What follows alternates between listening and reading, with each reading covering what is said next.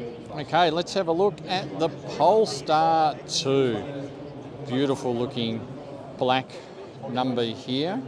As we go round, dodging Chris van der Stock as he goes past.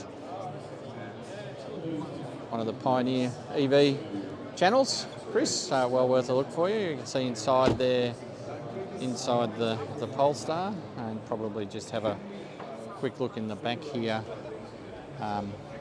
Climate control, some power, heated seats you'll notice in the rear, as well as the front heated seats over and above what you get in a lot of other cars.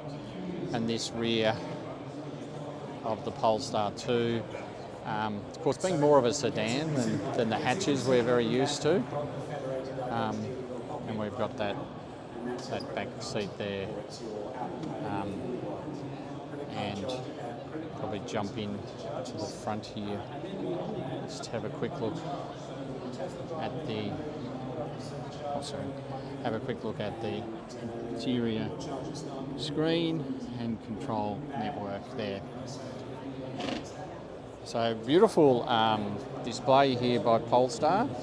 As you can see, providing some free coffees to people coming to the stand, but that's a lovely black Polestar 2.